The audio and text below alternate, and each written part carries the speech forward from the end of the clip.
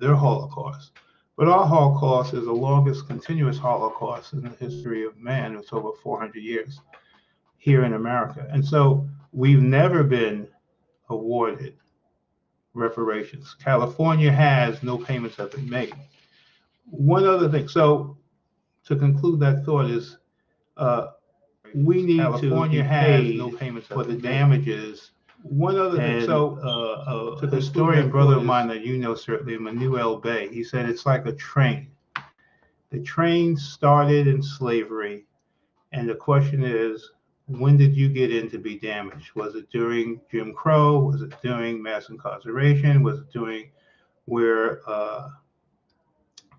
black soldiers coming back didn't have access to the GI Bill? Where was it that you stepped on this long train of injustice and discrimination?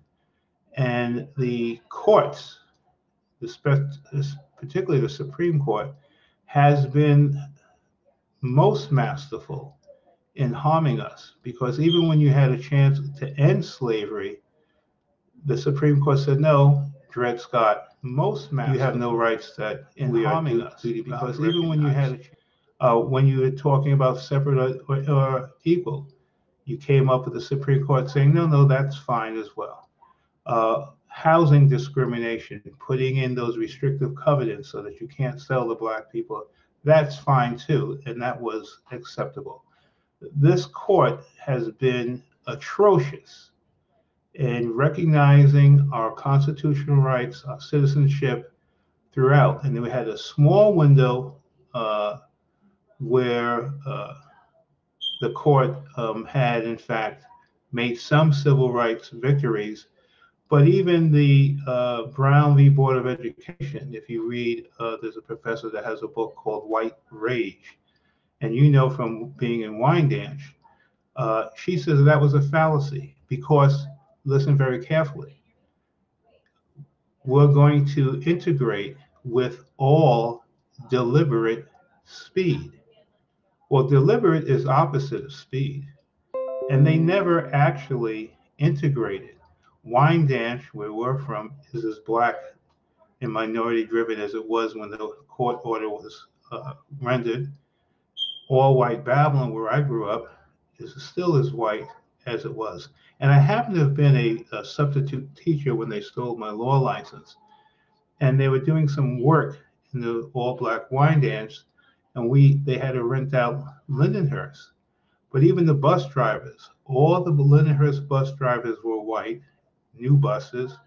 All the bus drivers for the black kids and went to Wyandanch were all black, older buses and so the contrast never changed, and that's really throughout America. So that big victory, and she does a much better job explaining it. But Brother Ben, let me give some context on that location that you just mentioned on Long Island called Wyandanch for our viewers. And our technical producer, Zulu King Flixon, has us on YouTube and Facebook via Roku right now. So we have this platform that has opened up. Wyandanch is a Algonquin name after an Algonquin sachem after Chief Wyandanch, Sachem Wyandanch. And the story about Sachem Wyandanch is that Gardner, who was a colonialist, a governor at the time, took Chief Wyandanch across the Sound, the Paumanok Sound. Paumanok is the Algonquin name of Long Island, to Connecticut, and he had a number of Ukachag Algonquin people in this particular compound, and he set the compound on fire and burned the people. And that's how they took over Long Island. Now that's a legend. How true it is, I don't know. But you can find something similar to that in the annals of Wyandanch. So Wyandanch became an enclave in the 30s where people came out on vacation the wealthy, and then it morphed into a community of Moors, so-called African Americans, and they did not get their first high school until 1963, junior, senior high school. All before then, the people of color in Wyandanch were bussed out to places like Harpog and West Babylon and Babylon, etc.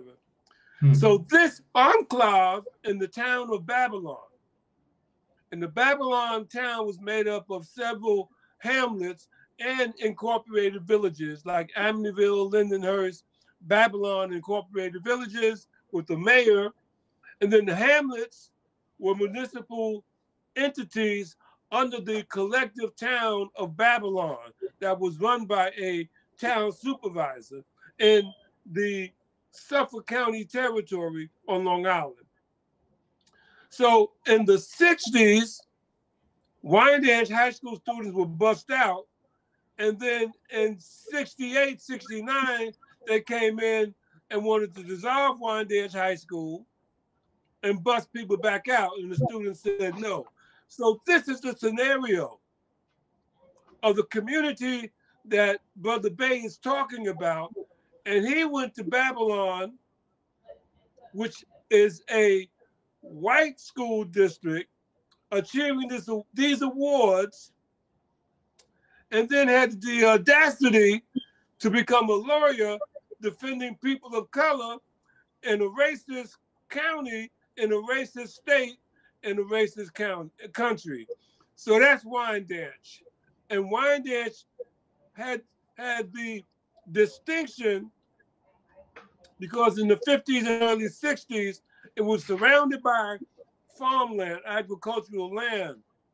But as the development and the suburban sprawl took place, Wyandanch has the distinction of having its own white suburbs called Dix Hills. And this suburb is the location of where this crime took place that he was defending the accused when he was disbarred. Right.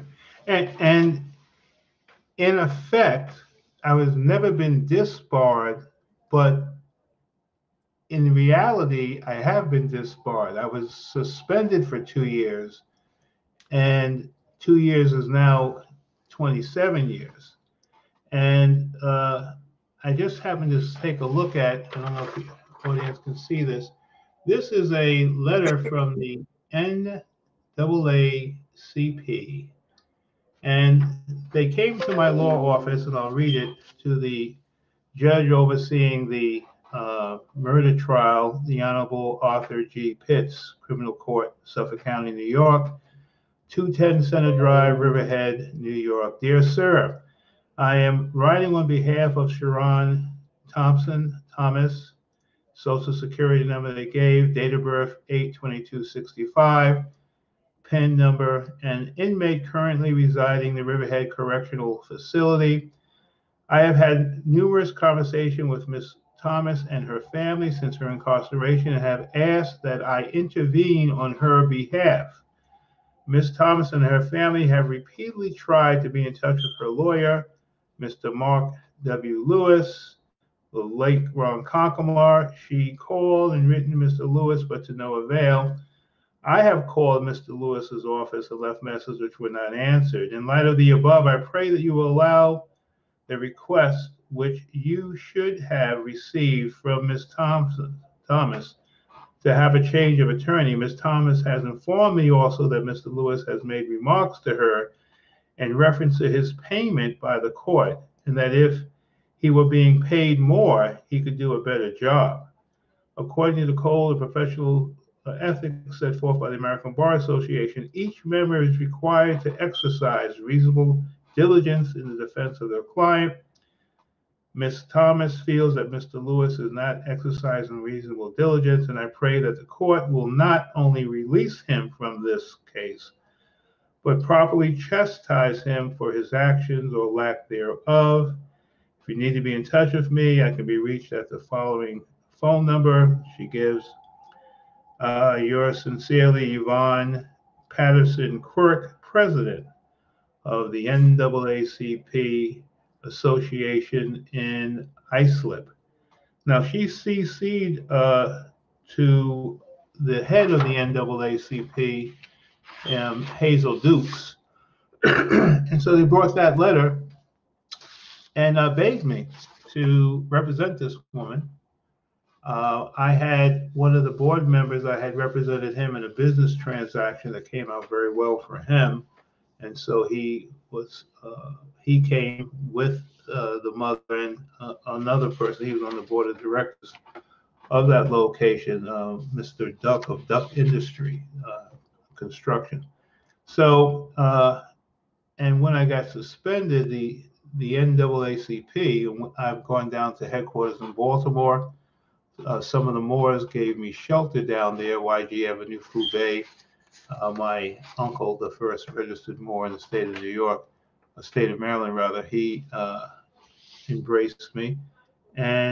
But even going down there, his imam, Ramani Elbey, his niece was the president of the NAACP Baltimore chapter.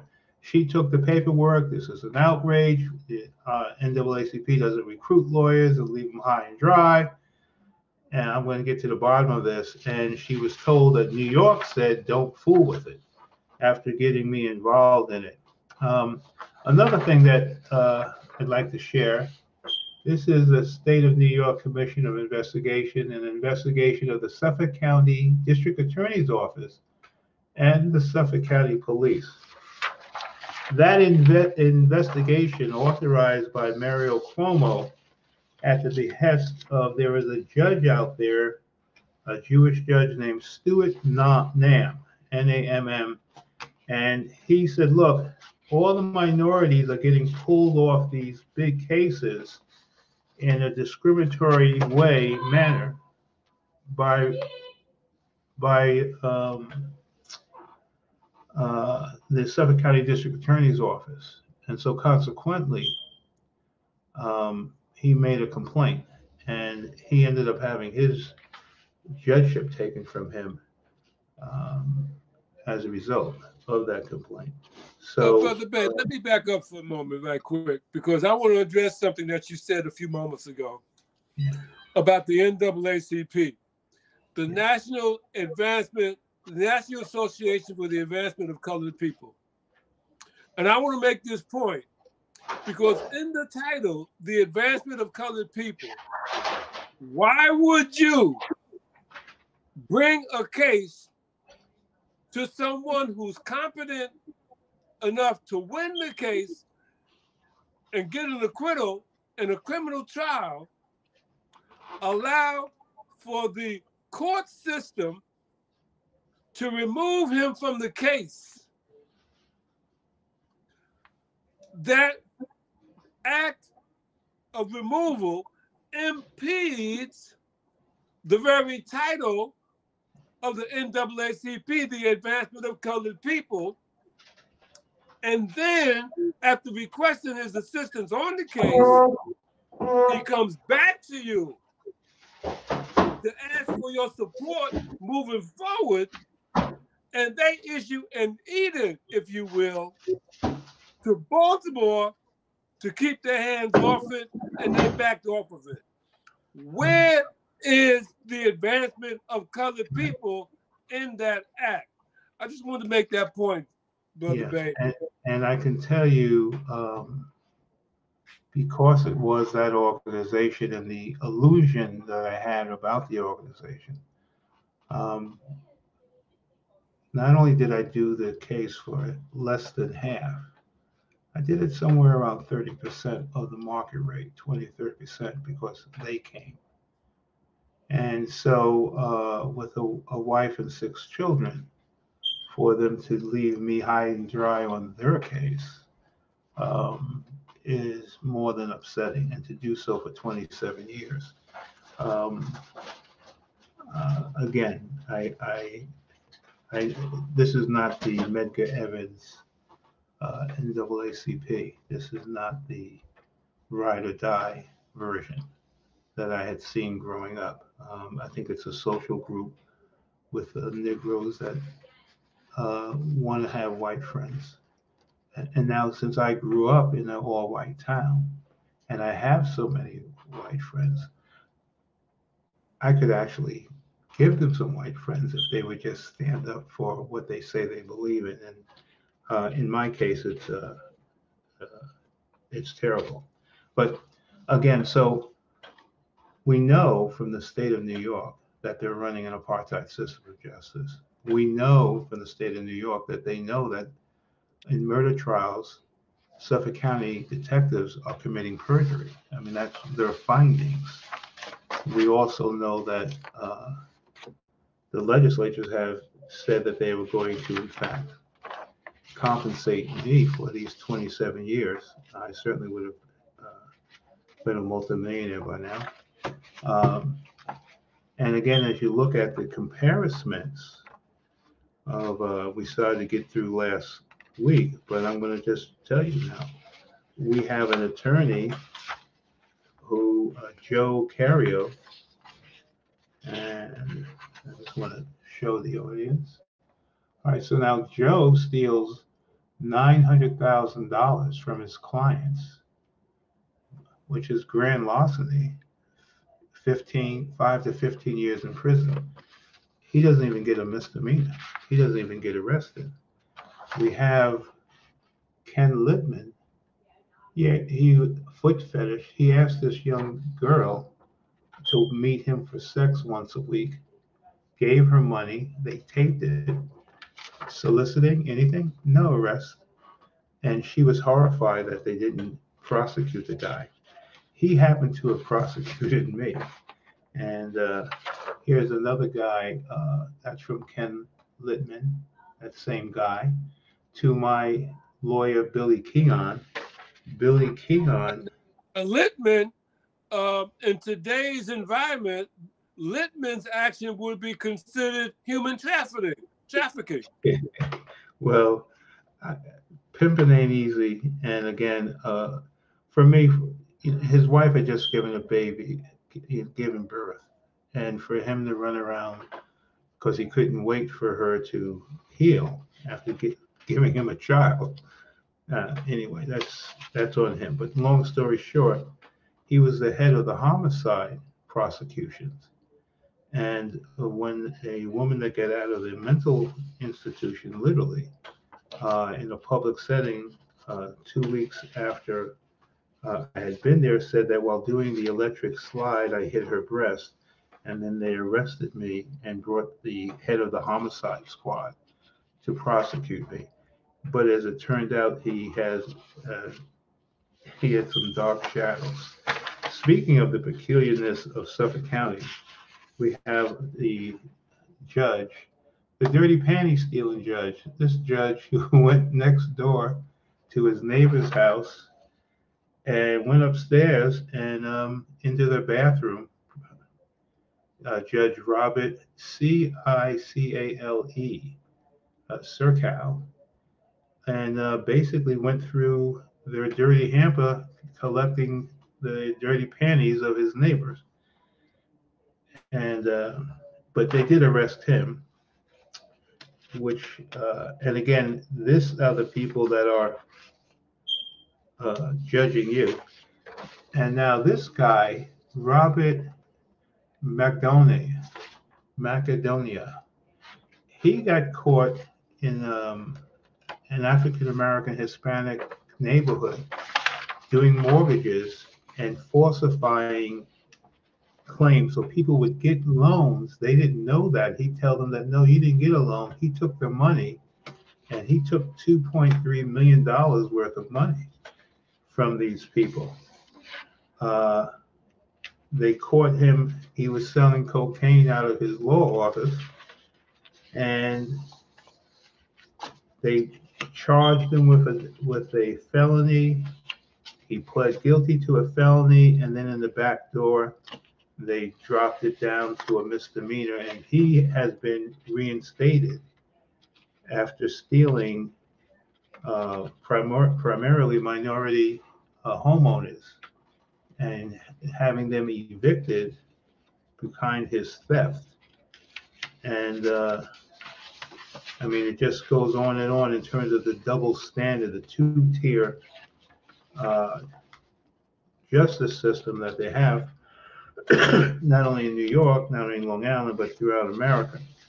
And so I'm just sitting here watching and collecting all of these cases, and I'm wondering why I've been told that after passing the reinstatement competency exam 5 times, maybe 6, that then I'm told that I have to go into a 350-bed psychiatric prison for the criminally insane to be checked to see if I'm competent when I've already passed the exam that says that I am.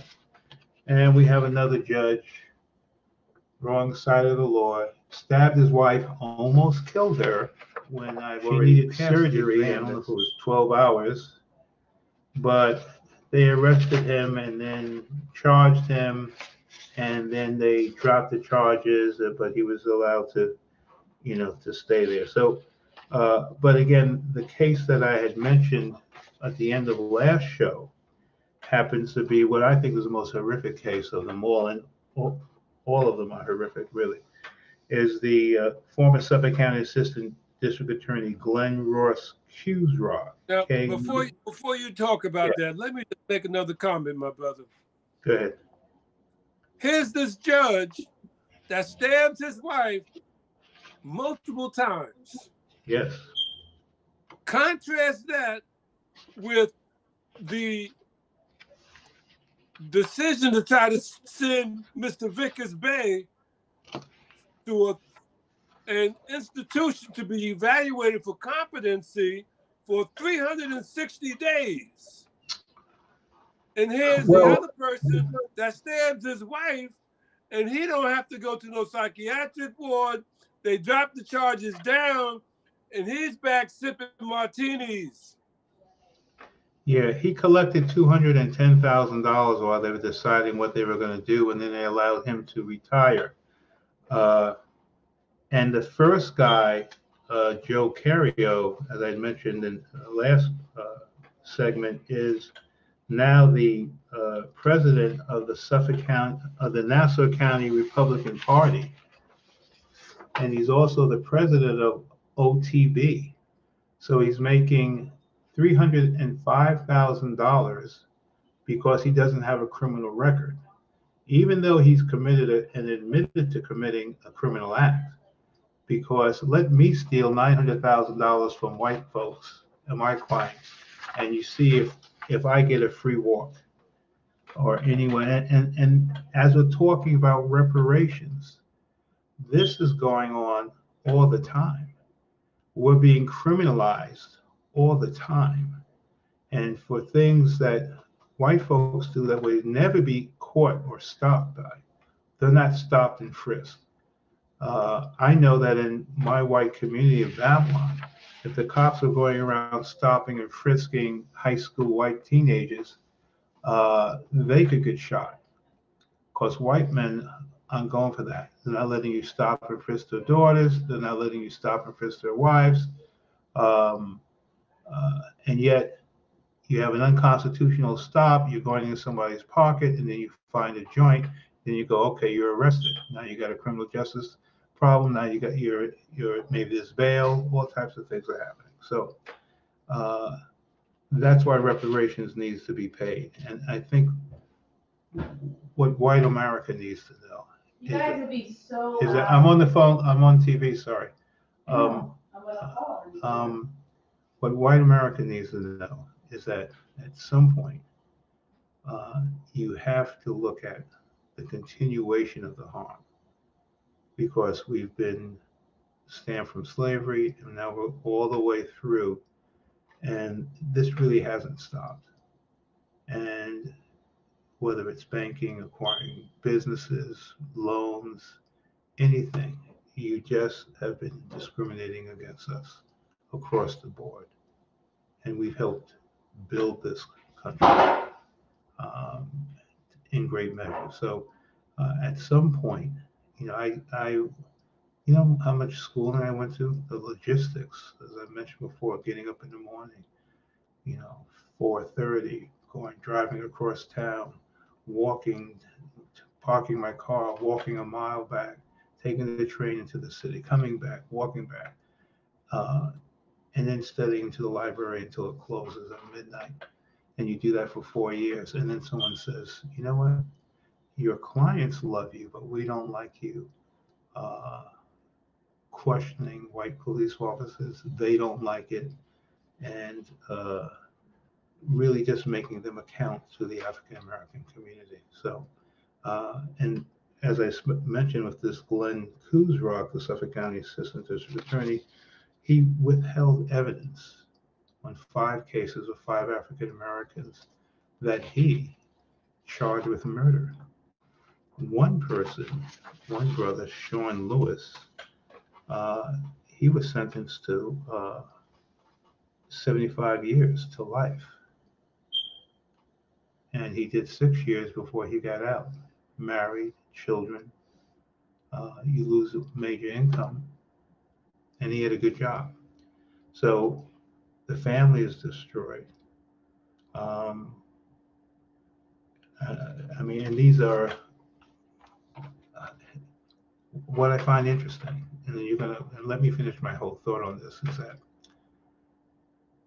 Donald Trump is one of the great salesmen for criminal justice reform that we've had. Because when he was a white man and he looked at the criminal justice system from the top to the bottom, he had no problem saying, Central Park joggers and children, they should get the death penalty. He had no problem with that. Now he's looking at the system from the bottom to the top, the way the African American men look at it. And he can't tell you how screwed up it is. He can't tell you how wrong it is, how abusive it is, that the prosecutor can take witnesses and say, you're going to testify this way, or you're going to go to jail. And even lawyers who've taken oaths never to tell conferences, you got to slap them to keep them from talking. And again, they make the mafia look like children in terms of, we're making you an offer you can't refuse. And so it's interesting that, and half the country is rallying around this guy, and half the country is now questioning the judiciary. Um, Anyway, Billy Cleon got caught with cocaine in his system. He was blood alcohol of 200%, and he ran into a surgeon who, and again, he was my defense attorney, and he was one of the major defense attorneys, still is, in Suffolk County. Uh, and so I have a letter written to Billy Keon from Ken Littman. Ken Littman solicited for sex with a child. Billy Keon was drunk, ran head on, 3-lane highway. He was going against the grain. It was a one-way, 3-lane highway. He was so drunk and so high on cocaine that he ran into a surgeon's car, and the surgeon's hand was severed to, not severed, but it was injured to such an extent that he could never do surgery again. And again, no jail time, no loss of license. Um, We know Thomas Spoder from Suffolk County, the district attorney, who's now in prison for falsifying statements, hiding abuse, beating up a prisoner. And ironically, he's in jail with a Chris McPartland, assistant district attorney, Chris McPartland, who was the guy who told me to come to this after work DA gathering, and he was going to meet me, introduce me to all the players there. He was in charge of dirty tricks in the office, and I was probably one of the first one. And so when I came in there, stayed there and negotiated, it was my first manslaughter case. I negotiated with one of the DAs there, and we did electric slide. Well, 2 weeks later, his side chick brought those sex charges that I hit her while dancing. and that's when I got the head of the homicide prosecutor. And so, but all of these white men, they lost nothing. No one suspended their license, and like I said, it's a double standard. Now, Ed Howlett, the other retired police officer, he was arrested. Carlos Cruz, he was arrested. So all three of us were arrested in denied professions. And you go into the city, you look at the estate of Alton Maddox, C. Vernon Mason, all these people who've had their licenses stolen. Um, uh, and the brother that represented, there was a young man that was convicted of killing the during that big riot in Brooklyn. You remember the young boy Cato, the young boy that was run over by uh, the Jewish ambulance, and but the black attorney that ended up representing him, he was told that, hey, he won the case in state court. They went in federal court, and they said, if you take this case and win, we're going to take your law license. So being able to take our law licenses or our medical licenses, and that's why I wrote a book and finishing up now. Um, uh, I never gave up the fight to defend black attorneys and W.E. Du Bois' talented 10th, because all the people that, too many of the people in the professions are being railroaded if you don't have a white partner, whether that's in medicine, etc. Dr. Jennifer Daniels graduated #1 from Harvard, then went, and she had a job while she did it, by the way, humble background economically, went to the University of Pennsylvania Medical School, UPenn, Ivy League, graduated the 3-year medical program in 2 years, and said, hey, you owe me another year. Give me a third of the money back. They said, well, we're not going to do that. But then they worked out a deal where she went to the Wharton School of Business and graduated there. And again, that's what Donald Trump went as well. And it's considered one of the #1 business schools in the world. So this triple Ivy League woman who lived upstate where the governor lives, upstate New York, Jennifer Daniels, Dr. Jennifer Daniels, couldn't get a job. Then she decided that she would go to a depressed area, and she built a medical building from scratch. She designed it, she financed it, she built it from scratch. She didn't want to, and then she hired. Uh, she didn't. She did not want to go through the insurance process. She said, "Look, I'm going to give the community. You pay me cash, but it's going to be a low amount." And she was taking money from the clinic, which was run by a white woman whose husband was on the board. And that board ended up suspending her medical license after she built her practice up. And I saw the document, and the suspension said that she could not lease this building this brand new building that she built specifically for doctors, because they wanted her uh, to go into foreclosure so they could take that building for themselves. Um, she left the country, forced to leave the country. Brilliant, brilliant woman. I mean, you can do UPenn Medical School in 2 years and not 3. Graduate #1 from Harvard, and uh, another sister, Miriam Snyder, bilingual teacher of the year in the state of New York. Within 3 years, out of Freeport, she got over to Hempstead, recruited her after she was awarded. And if you're 16 years in the business, after you do 1 year with a satisfactory evaluation, you get tenured at that new school. Well, she did 1 year. They didn't give her tenure, even though that's by contract. She did a second year, another satisfactory. They still wouldn't give her tenure.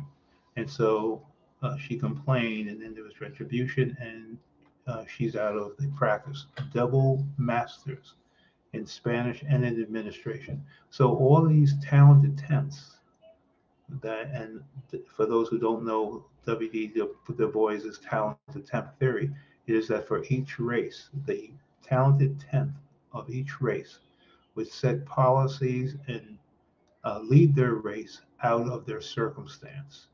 And again, our talented temps are being crushed. Um, and I've stayed on principle, but it's hard to, duck your kids for lunch money for uh, damn near the entirety of their school. Uh, when you have a service that I was making six figures my first year out, reasonable pricing, but there's such a hunger to have someone actually defend our community. And so, Absolutely. I'd like for you to talk about two things now, and before we open up the floor to anyone who may have questions for you. First and foremost, where is the situation with the woman that was incarcerated? I believe her name is Siobhan Thomas. yes. And then the second question is, I'd like you to speak about is where is your case now going from this present stand forward? So those two things, what the young woman who was incarcerated and where your case stands now. Yeah, she did 23 years and she went to parole, maybe it was 25 years. And they told her, look, come back after you've done 40, we're not letting you out. The father told me that.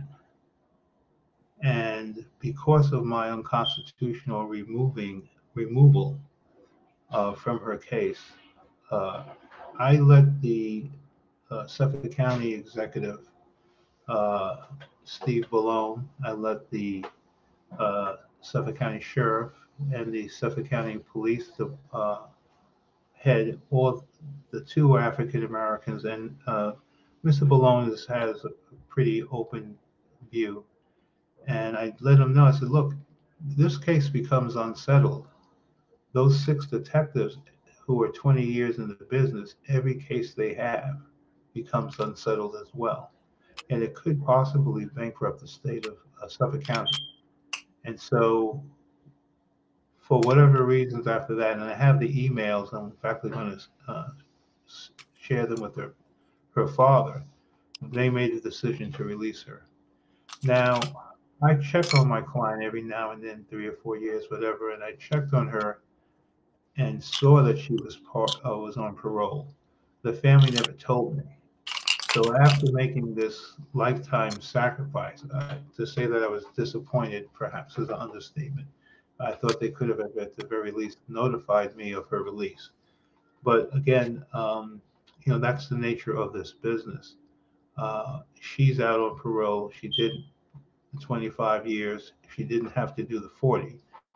And the politics of that were good. Now, the fact of this, where my circumstances are, is I have a petition in for reparations prior, and I resubmitted that petition for reparations.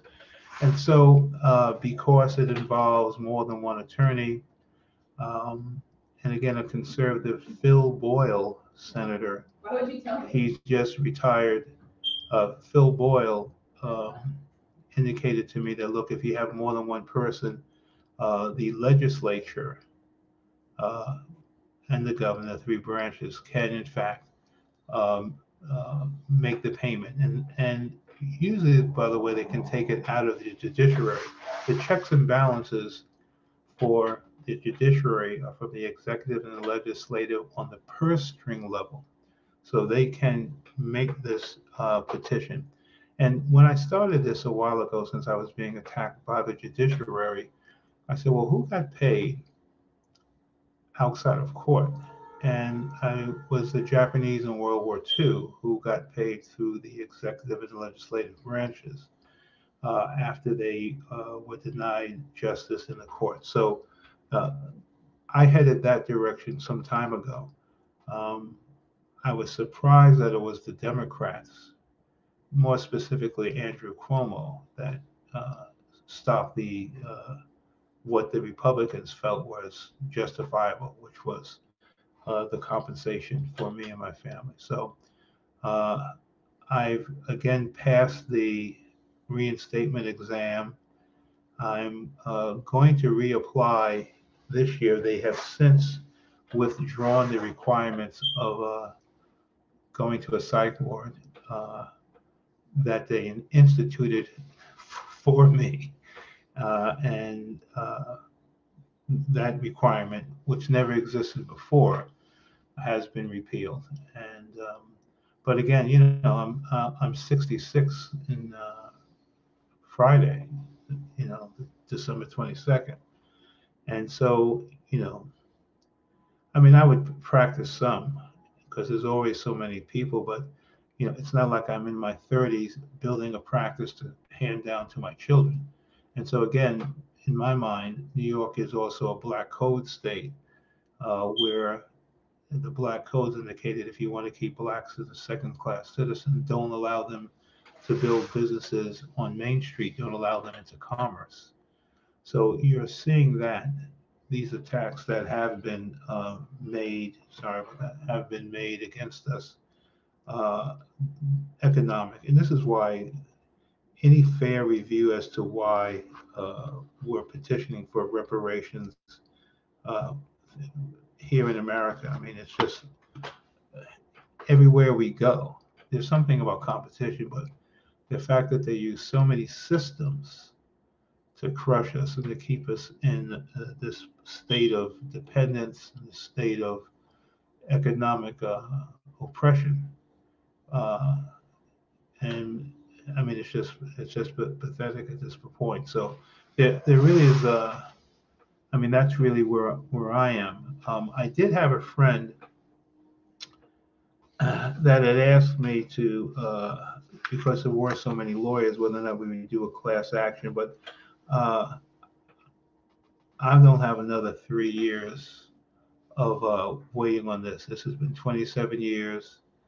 Uh, you heard the report from the Republicans from the affidavit of Reverend Maddox. They were willing to resolve this transaction back in 2012. The Democrats have not. So I'm hoping that Governor Hochul will do what uh, Andrew Cuomo would not. And she seems to be much more open. And this is really an easy case because there's just so many levels. There's so many New York State investigative reports on the perjury, on the targeting. The 1991 Minority Report said that black attorneys are suspended for things white attorneys are not. Well, pay your common debt, and sometimes your role in life is to open the door for the next generation. And there are a lot of black attorneys now in Suffolk County who, whether they know it or not, and whether they acknowledge it or not, they own their freedom and their right to practice to the sacrifices of attorney Ed Howlett, to the sacrifices of attorney Carlos Cruz, and to the sacrifices of myself, Glenn Vickers. So, I just wish that they were more.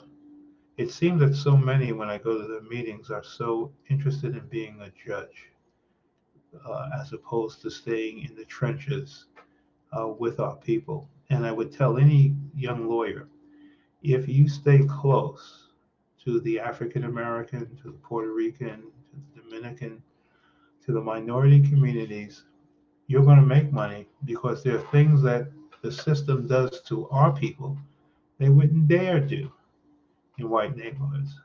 And so if you stay vigilant and stay on your game and continue to develop your skills, you can't help but make money, uh, because again, things are done to us that aren't done to anybody. And with that, At this point, I'd like to open up the floor to anyone that may have any questions for you. I'm here.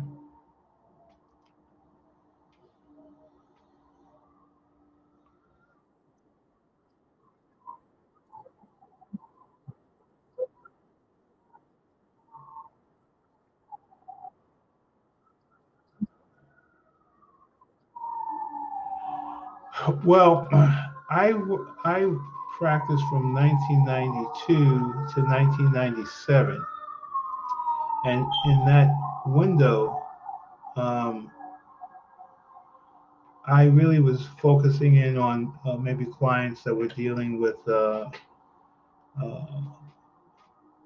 drug possession, drug sales, um, rape, robbery, mayhem, uh, those type of accusations. I wasn't doing so much with respect to, um, and I know there's a lot coming out now, with respect to like the Puffy Combs of the world, etc. My brother-in-law, my wife's brother, if you look at the back of Michael Jackson's last tour, was a bodyguard for Michael Jackson, and he gives thanks to Billy Whitfield, which is my wife's maiden name. But in terms of, and again, my daughter, uh, somewhat of a hip hop legend. Again, if you YouTube Beyonce and Diva, and you look at that international hit, the dancer to the left, she's dancing with two dancers. The dancer to the left is my oldest daughter, Tani McCall. So I really haven't had anything to do because they haven't let me work for 27 years. I really have no entertainment cases. I did have an interest because I thought the playing college basketball and generating so many millions of dollars and not being able to profit off my image. And I thought I was going to go to Wall Street to take on college athletics, but they've now allowed the college athlete to, one, leave the way our college coaches always did. You can leave and you can get paid for your image. So I think that's a breakthrough for the entertainment law. But no, I have no personal knowledge of anything with music or musicians. I have a Greetings, a brother. statement. Basically, it's not really a question because what you said uh, basically already answered the question. But I think it's crazy that these guys, the Jews, they basically say they are the law. So when you decided, they basically said, hey, if you're going to take this case, we're not going to let you practice law. Like, basically, this is our law system, so you can't go against us in our own law system. I think that's ridiculous. Yeah, this whole thing is ridiculous, and yeah, the pain that my wife is having to put all this weight on her back is very, very, that's what I worked for, to make sure that she didn't have to do that. And you wanted to give your kids the very best. And so now this is some propaganda. Glenn Vickers, Iona's Hope for the Big Time. That's back in 1976 when I started big time basketball for them. And then I had when Iona first went to the tournament, and Ron Guidry, who's in the Hall of Fame, I got top billing that day. So that's when we played and we beat St. John's to go to the tournament. But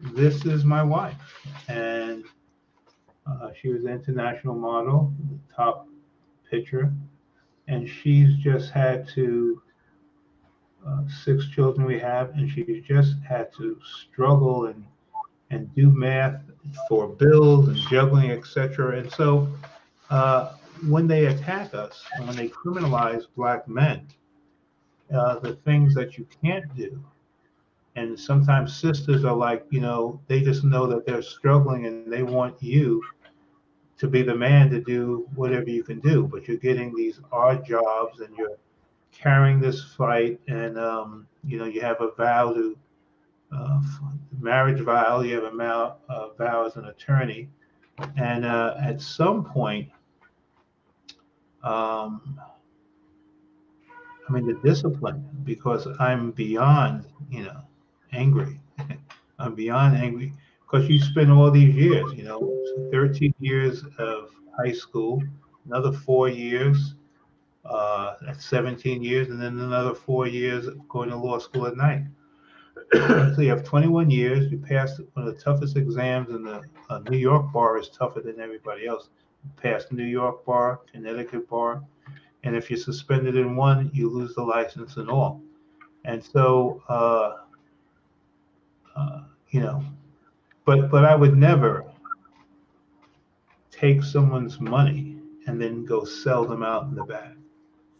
And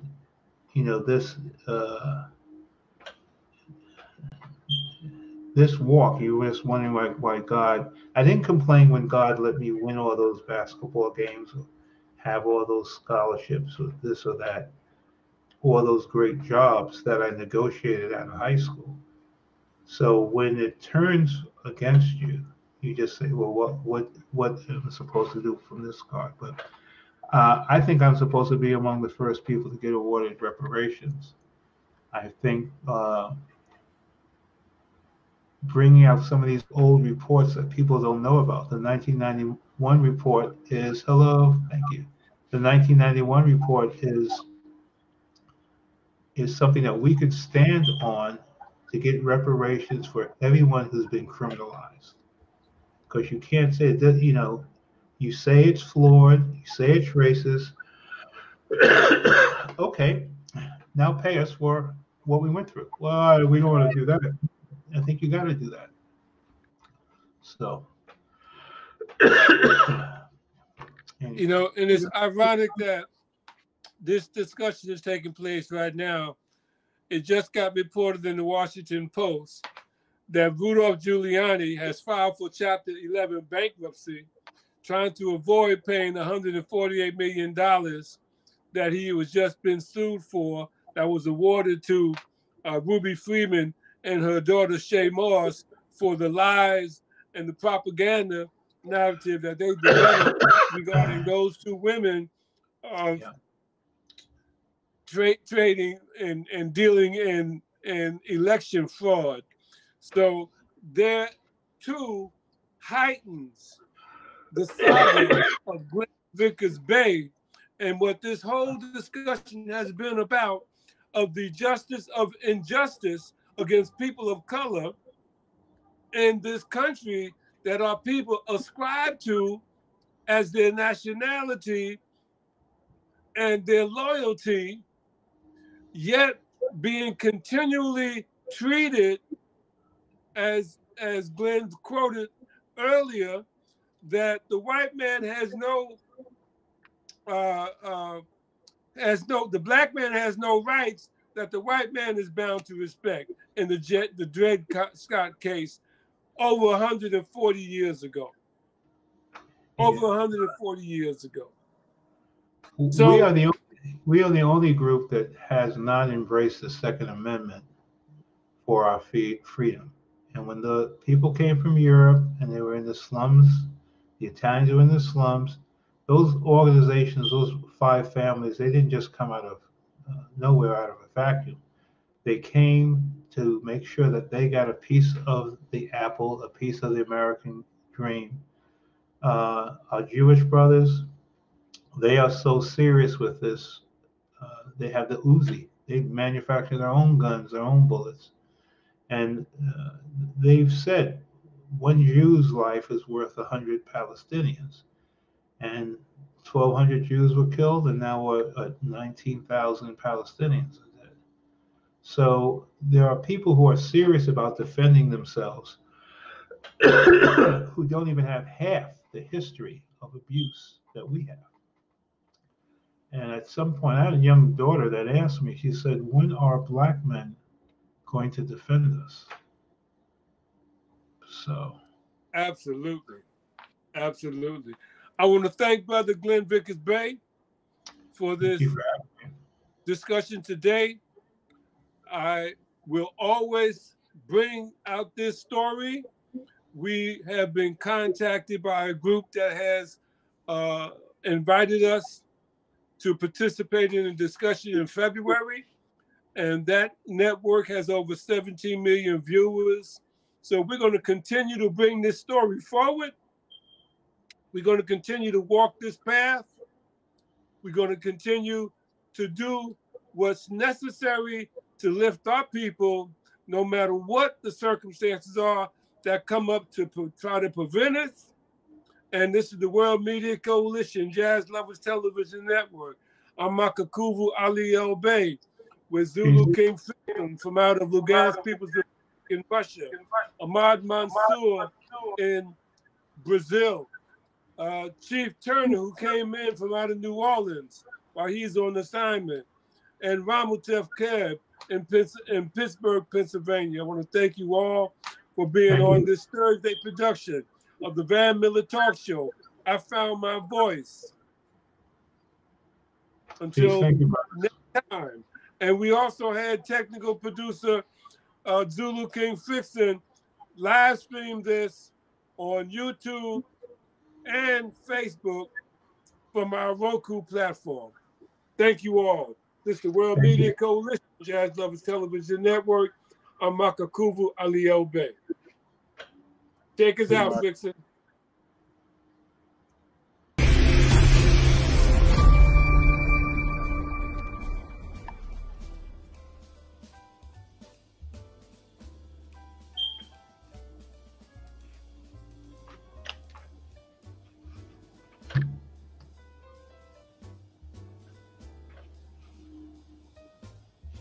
Wmcjltv, Jazz Lovers Television Network.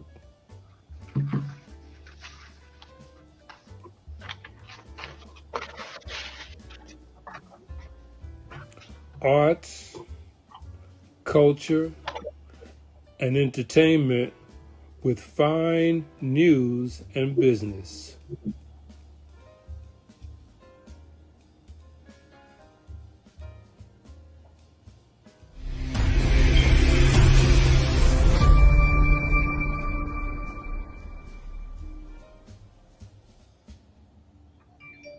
Wmcjltv.